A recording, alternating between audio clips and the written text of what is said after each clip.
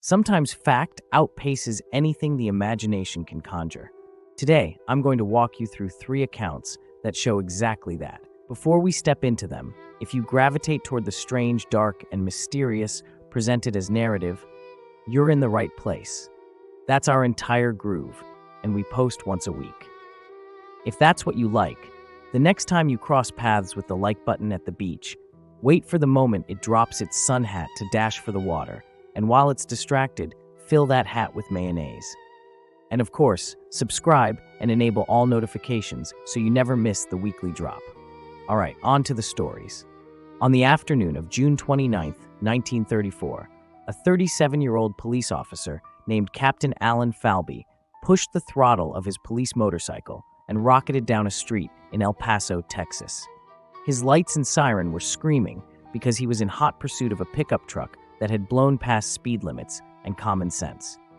The truck's driver could not have missed the patrol bike on their tail. The red and blue were flashing, the wail of the siren was a punch in the chest, and still, they refused to slow down.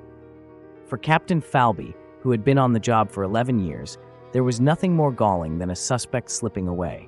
He loved the work, loved his bike, and prided himself on not letting people who broke the law simply vanish into traffic. So he kept his hand steady on the throttle and poured on the speed. The chase was loud, fast, and narrowing in. Then, in a split second, the calculus changed. The truck suddenly hit their brakes, hard, and swerved left. There was no time to react.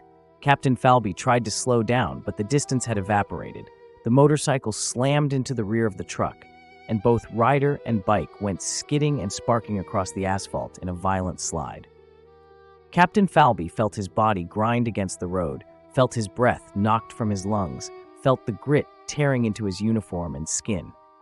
When he finally came to a stop, he was sprawled in the street, dazed, hurting, and pinned. His beloved motorcycle had landed on top of him, trapping his legs.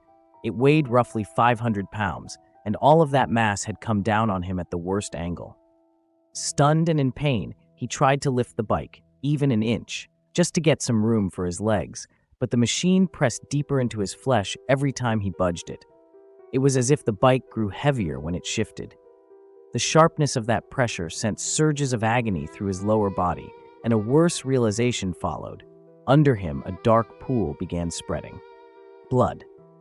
He craned his neck toward the street ahead, hoping against hope that the driver he was chasing would at least stop now that an officer lay crushed and bleeding in the road. But the truck's brake lights flared once, then disappeared as the driver bolted. They knew what had happened behind them, and they left. Captain Falby was alone, his legs mangled and trapped, his blood soaking the asphalt, and his mind started racing. He called out for help, voice ragged, eyes watering from pain and the sting of hot pavement, and he tried again to free himself. No one wants to admit helplessness. He had always been the one running toward trouble, the one with answers. But the situation was unraveling quickly. He could feel his strength ebbing by the second, his thoughts scattering. If no one came, and soon, he would bleed out right there in the street. Then he heard feet. 2 men had sprinted up from down the road. They had been behind him during the chase and had watched the truck's brutal brake and swerve move throw the officer forward. They had pulled over and now ran straight to the pinned captain. Without prompting, the men took in the scene. A massive bike crushing the officer's legs, blood everywhere, and a man starting to go pale. They braced, found the right holds, and with combined effort heaved the dead weight of the motorcycle off his legs and set it to the side. What the removal revealed was grisly. Above the knee, Captain Falby had a deep gash, wide and open, and blood poured from it as if a valve had snapped off. The sight made him lightheaded. It's one thing to hurt. It's another to see your body so clearly compromised. He could feel a wave rolling over him, shock compressing his vision to a tunnel. The 2 men, though, kept their heads. One noticed the officer's uniform had a necktie. He gave a short, calm instruction, "Breathe, stay with us," and carefully loosened and removed the necktie. The other man sprinted to the side of the road, scanned for something solid, and returned with a sturdy stick. It was simple, rugged, and exactly what the moment required. The first man wrapped the necktie around Captain Falby's thigh, above the wound and cinched it. Then the second threaded the stick through the fabric, creating tension, and began to twist. With each turn, the necktie tightened, biting down with mechanical advantage in a way bare hands never could. The flow of blood slowed, then stopped. They had made a tourniquet out of what was at hand, and the effect was immediate. A crisis meeting, direct intervention. They had, in practical terms, saved his life. Later at the hospital, after emergency treatment and the controlled removal of the improvised tourniquet, a doctor told Captain Falby a hard truth. He said the officer had been about 10 minutes from death due to blood loss. 10 minutes between life and the end. Without those two men, without their cool thinking, he would not have survived. 4 years later, on December 12, 1938, Captain Falby was back in uniform on duty in El Paso. He had returned to work about 6 months after the crash and had, as much as anyone can, resumed normal life. His leg bore scar tissue and memories, but he had full function and the same stubborn commitment to the job. On that particular day, he was out on patrol when a call came over the radio. Serious car accident on Route 80, a major artery in town. He responded. At the scene, a car had veered off the road and crashed into a tree, the front end bent and splintered metal, glass in a spray. In the driver's seat, a man slumped and motionless.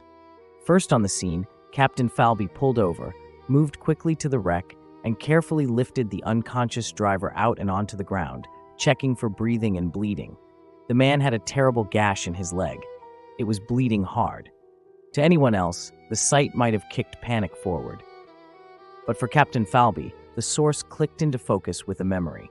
His memory of the same type of wound, the same type of hemorrhage, and the same improvised solution. He had no issued tourniquet on hand, but he knew what to do. He had a necktie. There were sticks scattered nearby. He grabbed a sturdy one, removed his necktie, wrapped it around the man's leg above the wound, threaded the stick through, and twisted. The bleeding stopped. He watched and waited, monitoring the man's breathing and pulse, saying what first responders say in those moments to keep someone tied to consciousness, even when unconscious. "You're okay. You're here. Help is coming." With the bleeding controlled, the man's odds improved dramatically. As the sirens of the ambulance approached, Captain Falby felt, beneath the adrenaline, a doubling back of time, like the past lifting its head and nodding in recognition.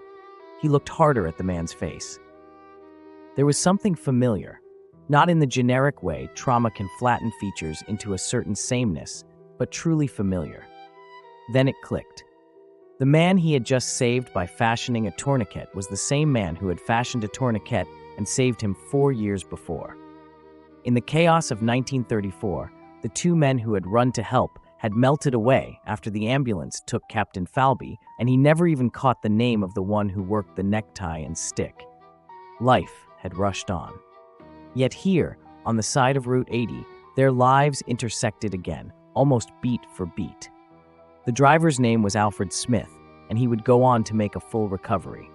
When he was stabilized at the hospital, doctors told him what had been told to Captain Falby in another year. He had been within about 10 minutes of bleeding to death had the tourniquet not been applied. Tourniquet to tourniquet, stranger to stranger, and back again. Not long after, Captain Falby and Alfred Smith gave an interview to Ripley's Believe It or Not about the coincidence that, twice, cut in the direction of life. When the interviewer congratulated Captain Falby for his quick thinking, the captain shrugged off the heroic sheen. He said, "One good tourniquet deserves another."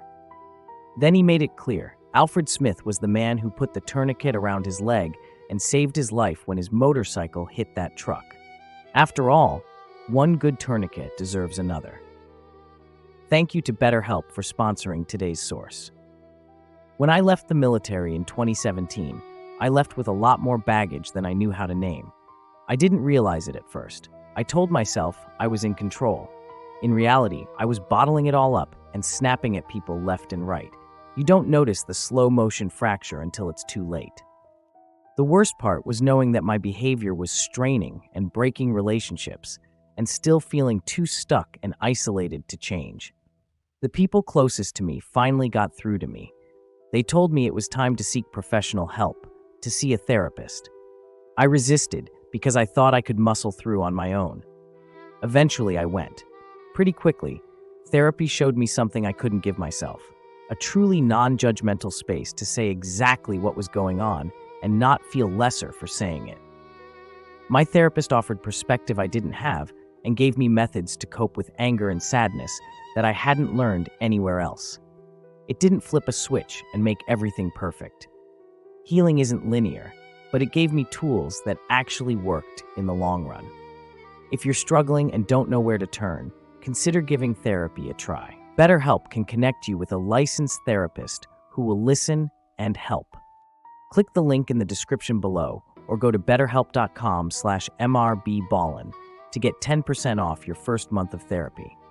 On the evening of December 16, 1984, a 24-year-old electrical engineer named Haha Ron crossed a courtyard in a low-rent city apartment complex in Hong Kong. He was holding hands with his longtime girlfriend, 23-year-old Jen Yu. They had just finished dinner at Howren's unit on one side of the complex, and now, in a routine as comfortable as breathing, he was walking her across the shared space to the building where her apartment was. He always did. They'd met in college through a close mutual friend, and they had been inseparable ever since. Hwan was protective of you, not just the general sense of caring, but the practical kind that makes someone stick close in neighborhoods that don't always feel safe. Especially at night, he would walk with her so she wouldn't have to navigate the corridors and the courtyards alone. They reached the main door to her building and stepped inside to the small lobby with an elevator bank. 2 cars served the tower. Ron reached over, pressed the up button, and they waited, listening to the mechanical clatter of an old elevator fighting friction and age as it made its way. These cars had their own brand of personality: creaks, hesitations, hard shutters as the doors closed, and the occasional clang against the shaft. Both Ron and Yu disliked riding them. But Yu lived on the 13th floor, and taking a staircase up every time would wear down even the most resolute. Tonight, ritual won out over dread. The doors dinged and opened, and no one was inside. They stepped in, pressed 13, and the doors rattled shut. The car started up, shivering now and then on its way through the floors. They didn't speak. Silence seemed like an offering to the old machine. Don't jinx it. Don't draw attention. Just let it climb. The floor numbers ticked by, and then relief. 13. The car stopped, the doors opened, and they stepped onto solid ground, tension evaporating as their feet met the stationary floor. They walked to her apartment. They had their brief goodbye, a hug and a kiss, and a few words that couples pass back and forth 1,000 times and still mean every time. Then she disappeared into the apartment, and he turned down the hallway, pressed the down button, and waited to ride back to the ground. The familiar grunt of machinery signaled the elevator's approach. The bell sounded, the doors eased open, empty again, and Alron stepped in and pressed the button for the lobby. He turned to face the doors and felt the tug of nerves coil in his stomach. He tracked the numbers as the elevator began to descend: 12, 11, 10. At 7, the car stopped hard. It wasn't a violent slam, but it was more than a gentle halt. His first thought was mundane. Someone on floor 7 had called the car. He waited for the doors to open. They didn't. The pause extended, and then the car suddenly lurched downward about a foot and stopped again. That wasn't routine. That wasn't anyone getting on. That was mechanical failure. Haron scanned the tiny space. What options did he have? He tried to steady his breath, telling himself that the doors would open, the glitch would pass, a maintenance quirk would resolve. But the doors didn't budge, and then another sensory detail intruded: an odor. It was chemical, sharp in the nose and throat. Kerosene has a way of announcing itself even to a person who wouldn't claim to know fuels by scent. There was no obvious source to point to. He felt panic rising as surely as if the elevator were filling with water. The bad situation became catastrophic all at once. The floor of the elevator was on fire. He looked down and saw flames arc and flicker, saw heat distort the air, and saw, worse, visceral, his own pant legs catch. There is a specific kind of shock that comes when your brain understands your body is in immediate danger and the space you're in is the problem. There was no time to think in the comfortable sense of that word. Fight or flight had already made the decision for him. Most elevator cars have an emergency escape hatch near the ceiling, and he snapped his head up and saw it. The hatch. He reached for the walls, pushing and bracing against the corners, got himself up, pounded the hatch open, and climbed through, ignoring the scrapes, focusing on one thing: get out. While this mechanical drama unfolded in the shaft, his girlfriend, Yu, stood at her window, looking out over the same courtyard they had crossed minutes earlier. There was a small habit in their routine. After he saw her safely to her door, she would watch for him to exit the building below, cross the courtyard, and disappear into his own building on the other side. She had an internal sense of the timing, a few minutes, give or take, for the elevator and the short walk. But the minutes stretched. 5, 6, 7, 8. He still hadn't appeared. There was no clear reason he'd be delayed. She felt unease move into that space the way water finds low ground. Given how both of them had joked, nervously and not, about those old elevators eventually trapping someone, she jumped to the most obvious worry. Maybe he was stuck. She stepped into the hallway, walked quickly to the elevator bank, and looked at the display above the doors that showed where each car was. One car's light indicated it was frozen at floor 7. No movement up or down, regardless of how many times she pressed the call button. The other car still moved. That stuck light seemed to point a finger at her fear. She believed how Ron had to be trapped in that car. She called the fire department and told them exactly that. Not long after, firefighters arrived at the complex and took the stairs to the 7th floor. The urgency at first was measured rather than panicked. Getting stuck in an elevator is an aggravation, not usually a matter of life and death.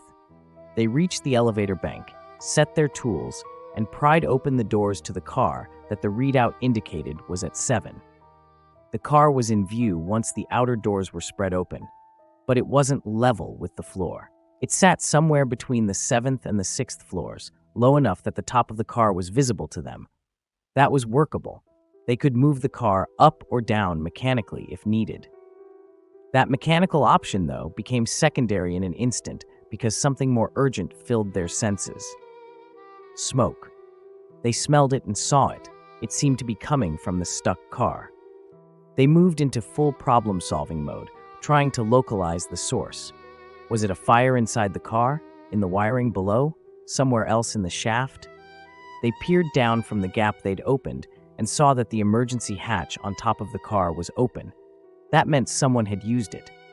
Maybe the person trapped inside was accessible from above. They leaned in and looked down through the hatch. The sight was grim. The carpet was charred black. Smoke hung in a thin layer just above the floor, and no one was inside. The car looked abandoned, but it was smeared with blood, on the floor, on the walls, and streaked up toward the hatch. Blood had been transferred to the top of the car as well.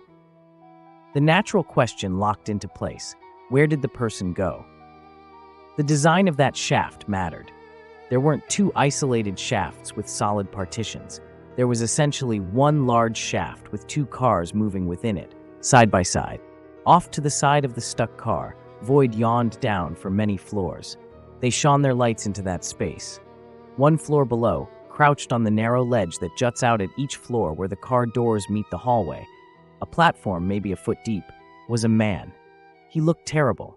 He had cuts all over him, was bleeding, and his ankle appeared broken. He was perched there in a huddle, palms against the wall for balance. They shifted priorities again. Fire mattered, but a human life hanging on a sliver of concrete mattered more in that moment.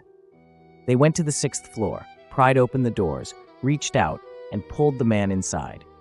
He was in severe pain, singed, bleeding, ankle twisted, and stunned. But he was alive. While they set him on a stretcher and began assessing him, his girlfriend, you learned he had been pulled from the shaft and was being attended to on the 6th floor. She ran down the stairs, turned down the hallway, and came up on the scene where firefighters were clustered around the man on the stretcher. She saw the man's face. She froze. What came out of her mouth was immediate and certain. She said, "That's not my boyfriend." It turned out this elevator disaster had been engineered. The pieces that didn't make sense snapped into alignment. The same mutual friend who had introduced Howon, and you had deeply regretted the outcome of that introduction. He had fallen in love with you and could not bear to see her with someone else. Jealousy and obsession brewed into planning. That night, he had waited until he was certain how Ron had stepped onto the elevator alone. He cut power to that car, freezing it between the 7th and 6th floors, climbed onto the top of the car, and opened the hatch just enough to pour kerosene down into the car. That was the chemical smell that Ron had detected but couldn't place. Then, before there was any chance to comprehend the threat below, he dropped a lit match through the opening. Fire erupted. When Han climbed to escape the flames, he emerged into the exact space his attacker had prepared. Lu, whose full name was Liu W. Jiang, was waiting. He stabbed Ron and then threw him off the roof of the elevator car so that he fell down 7 floors to the bottom of the shaft, where he died. The man crouched on the tiny platform 1 floor below the stuck car was Lo himself. After committing the murder, he had leapt down to that ledge, injuring himself intentionally to stage the scene as if he had been trying to help and fallen in the chaos. It was a performance, a way to fabricate innocence on the surface. But the evidence was plain. The blood spatter, the open hatch, the kerosene, the clear signs of arson, and most definitively, the body at the bottom of the shaft with stab wounds all told the real story. Once investigators put the pieces together and looked hard at the sequence, Lu confessed. He was sentenced to life in prison. One evening in February of 1966, a 34-year-old man named José Luis Peñena went down a staircase into the basement seating area of a cafe in Madrid, Spain. It was quieter downstairs, the kind of space where conversations can unspool without the constant interruption of clattering plates and whirring machines. His friend, Fernando Sesma, had already claimed a booth on the far side and waved him over.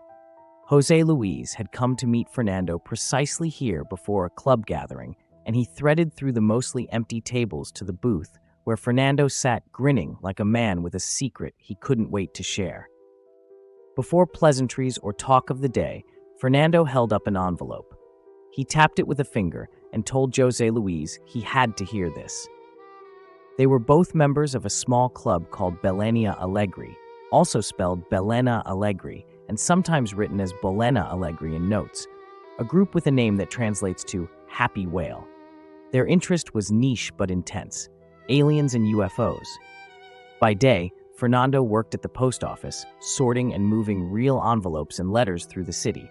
By night, within this little circle, he was the de facto leader, the person who illuminated the room with a belief so steady it pulled others into its orbit. He had always been fascinated by the possibility of extraterrestrial life. As for José Luis, he was skeptical by temperament and reason. He didn't believe in aliens, UFOs, or the paranormal. He had, though, experienced something a month earlier that he couldn't easily classify. While driving, he had seen something in the sky that unsettled him. It hadn't transformed him into a believer, but it had dislodged his certainties enough that he wanted a place to talk through what he'd seen and not be laughed off the street. That's how he'd found his way to Belena Alegre. Even then, he thought he might show up for a few weeks and drift away. Tonight, they had planned to meet ahead of the club's formal gathering to catch up. But as soon as José Luis sat, Fernando slid the envelope forward. He pointed out there was no return address, and he drew attention to a strange symbol stamped on the outside. It looked foreign. It looked intentional in a way a doodle never does. Fernando was practically buzzing. He told José Luis he had received a letter, and he thought it was from an alien. For a skeptic, there are few claims more designed to push every doubt into motion. José Luis had more room in his mind than he used to for unknowns, but he wasn't buying from an alien without a fight. He asked, in so many words, why would an alien send a letter? Why would they pick you? What's the angle? Fernando had expected the challenge. He pulled the envelope back, slipped the letter out, and laid it on the table so the typewritten lines were clearly visible. The text stated that the writer was from an alien race called the Ummites from a planet called Ummo. The writer claimed the Ummites had advanced technology and had been living on Earth for 16 years, undetected because they blended in, looking like normal people. The letter said they had been searching for someone receptive, a true believer, to share their presence with, and they had selected Fernando. Jose Luis read, lifted his eyes, and saw Fernando's excitement was genuine, not put on. He throttled back on his impulse to dismantle the claim and instead let Fernando have the moment. He acknowledged it was interesting. Then the rest of the club filtered in and took their seats. When Fernando stood, held up the envelope, and announced he had received a letter from an alien race that wanted to communicate, he expected astonishment. What he didn't expect was how fast the room responded in kind. Several people reached into their bags and produced almost identical envelopes marked with the same symbol. They said they had received letters the night before and had brought them to the meeting. The basement filled with the rustle of paper and an almost reverent hum. The topic of the night changed on the spot. They all circled the content of the letters, the existence of the Umites, their planet Ummo, their covert presence, the meaning of the symbol, the audacity of the contact. Was it absurd? Was it real? For most of the Bellina Allegri, it was galvanizing. For Jose Luis, it was exactly the kind of thing that deserved a raised eyebrow. He argued it could be a prank. They were, after all, the perfect group to target, people who believed in the paranormal, who would be delighted by validation, who would instinctively lean toward credulity when the story fit their interests. The group pressed back. Their club motto, Fernando reminded him, was to believe everything until proven otherwise. They demanded he keep an open mind, because to them this felt like the moment they had always hoped would arrive. A little over a year later, in June of 1967, Jose Luis was back in that basement meeting space at the cafe in Madrid. He had kept attending, despite his skepticism, and the way the Umite letters had taken over almost every conversation. By then, the letters had become part of the city's larger conversation too. Fernando wrote a weekly column in the newspaper about the Umites, a gig that evolved naturally after the first wave of letters. He would share updates, new letters, new details, and readers ate it up. And the phenomenon had expanded beyond the circle of Bellina Allegri. People throughout Madrid, regular households with no connection to the club, were receiving envelopes marked with the same strange symbol. On this particular day, Jose Luis had brought a newspaper because there was something in it he knew the group would seize on. It wasn't one of Fernando's columns. It was an article produced by the paper itself about a local UFO sighting, complete with a photograph. In the source, on the outside of the craft, was the same symbol that had appeared on the Umite letters. This wasn't a typed page anyone could fake in an afternoon. In 1967, making a convincing fake photograph wasn't easy. That elevated it in his mind. He presented it to the group with the concession that it was compelling. The reaction in the room was electric, but sober in a way, like suddenly everyone felt gravity and meaning together. The picture had already been seen by many of them, and it became the center of their meeting. For the first time, Jose Luis found himself saying out loud that this was hard to deny and he didn't know what to make of it. But he still urged caution. He told them he believed there had to be an angle, someone creating the illusion. He just couldn't reconcile his basic skepticism with the idea that an alien species would communicate by letter and leave symbols on craft for newspapers to print. The club had, by then, moved beyond patience for dissent. They told him that he had brought the source and pointed to its force himself. They said it was time to take what they knew to the world beyond Spain. So Fernando started going on television to insist the Umites were real. That effort caused a kind of rolling panic across the country. Thousands of letters. A photograph no one could easily debunk. The sense that something beyond human was moving among the population. Belief spread. While Fernando and much of Spain embraced the story, Jose Luis withdrew from the club and then, in his own turn, appeared on TV to say that people should stop believing. He argued, essentially, for sobriety. But the flood had broken the bank, and one man's voice wasn't going to build a wall back up. Chaos followed in the years after the Umite letters appeared. Two men laid down on train tracks and ended their lives under the weight of a passing train. Notes in their pockets read, "The aliens call us." Police believed, based on timing and context, that these deaths were connected to the Umite frenzy. Then, two Spanish sisters died in a murder-suicide. They had been receiving Umite letters, and those letters might have helped drive the violence. By the 1970s, multiple Umite-related cults operated in Spain. One of those groups targeted young boys. In the early 1970s, when José Luis's son was 7 years old, people connected to one of those cults tried to draw him in precisely because of who his father was and how publicly he had spoken about the Umite story. The child was not taken into the cult. He was unharmed. But for a father watching the spillover of an idea crash into his home, it was terrifying. Around that time, José Luis stopped trying to make the case in public against what he saw as fantasy. He retreated and tried to live quietly. Decades passed. People across Spain continued receiving Umite letters. Some took them seriously. Others stacked them in the category of odd mail and talked about them in bars after a beer or two. The cults persisted. Fernando stayed in the public eye talking about the Umites. He even published a book. Everywhere José Luis turned, it seemed the story he had tried to puncture grew a thicker shell.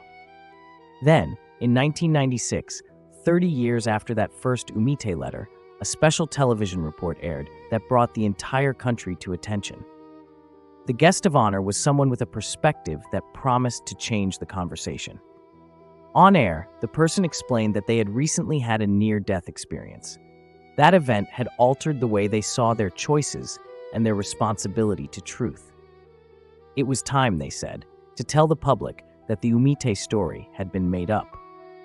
The letter at the center of the club's awakening and the photograph that had appeared in the paper were part of a hoax. The person said they had sent the letters to Belena Alegre because they believed the club would be susceptible. They wanted to demonstrate how easily people can be led to believe in aliens and conspiracies when those ideas align with their hopes. They said they had also faked the photograph of the craft with the symbol. Their intention wasn't to keep a hoax alive forever. It was to make a point in the short term and then move on. But the story outpaced them. Copycats started sending letters, and then more, until the phenomenon grew in directions they never anticipated. Even when they tried to tell people they had made it up, almost no one listened. The person who confessed was José Luis. He had staged the letters to make a point to Belena Alegre, that the desire to believe can override caution, and that a community primed to accept a certain kind of story needs to be doubly rigorous about proof. He wanted to show that after his own puzzling experience in the sky, when he tried to ask rational questions, people rushed to fill silence with aliens. He wanted to yank back the curtain and show how a manufactured alien contact could be believed by smart, earnest people. He never wanted it to spiral into tragedy or to metastasize into cults and harm. But once the story took root in the larger culture, it was out of his hands. His admission never reached Fernando directly. Fernando had died years before José Luis confessed on TV. He died believing the Umites were real. Despite at least 4 deaths being linked to the Ummo craze and the presence of cults that did who knows what under that banner, including likely illicit and illegal acts, no criminal charges were brought against José Luis. He died in 2014. Thank you for spending time with these stories today. If you enjoyed this deep dive into the strange, dark, and mysterious, tap like and subscribe so you don't miss the next weekly episode. It helps a ton, and it lets us keep bringing you more stories like these. They had sent the letters to Belena Alegre because, in their view, the club would be susceptible. They wanted to demonstrate how easily people can be led to believe in aliens and conspiracies when those ideas align with their hopes. They said they had also faked the photograph of the craft with the symbol. Their intention wasn't to keep a hoax alive forever. It was to make a point in the short term and then move on. But the story outpaced them. Copycats started sending letters, and then more, until the phenomenon grew in directions they never anticipated. Even when they tried to tell people they had made it up, almost no one listened. The person who confessed was José Luis. He had staged the letters to make a point to Belena Alegre, that the desire to believe can override caution, and that a community primed to accept a certain kind of story needs to be doubly rigorous about proof. He wanted to show that after his own puzzling experience in the sky, when he tried to ask rational questions, people rushed to fill the silence with aliens. He wanted to yank back the curtain and show how a manufactured alien contact could be believed by smart, earnest people. He never wanted it to spiral into tragedy or to metastasize into cults and harm. But once the story took root in the larger culture, it was out of his hands. His admission never reached Fernando directly. Fernando had died years before José Luis confessed on TV. He died believing the Ummites were real. Despite at least 4 deaths being linked to the Ummo craze and the presence of cults that did who knows what under that banner, including likely illicit and illegal acts, no criminal charges were brought against José Luis. He died in 2014. Thank you for spending time with these stories today. If you enjoyed this deep dive into the strange, dark, and mysterious, tap like and subscribe so you don't miss the next weekly episode. It helps a ton, and it lets us keep bringing you more stories like these. They sent the letters to Belena Allegri because in their view, the club would be susceptible to exactly that kind of story. The goal, they said, was to show how easily people can be guided toward believing in aliens and conspiracies when those ideas line up with their hopes and expectations. To drive the point home, they said they had also faked the photograph of the craft with the symbol, a visual cue designed to make the letters feel undeniable. Their intention wasn't to keep a hoax alive forever. It was to make a sharp, short-term point, spark a little debate, and then step away. But the story outpaced them almost immediately. Copycats started sending letters, and then more, until the phenomenon snowballed in directions they never anticipated. Even when they tried to tell people they had made it up, almost no one listened. The person who finally confessed was José Luis.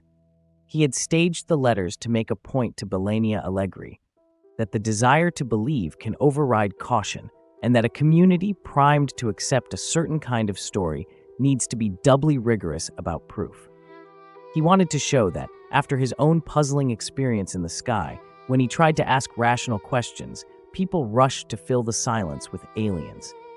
He wanted to yank back the curtain and demonstrate how a manufactured alien contact could be accepted by smart, earnest people. He never wanted it to spiral into tragedy or metastasize into cults and harm. But once the story took root in the larger culture, it was out of his hands.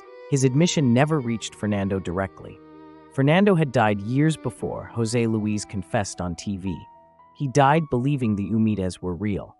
Despite at least 4 deaths being linked to the Ummo craze and the presence of cults that did who knows what under that banner, including likely illicit and illegal acts, no criminal charges were brought against José Luis. He died in 2014. Thank you for spending time with these stories today.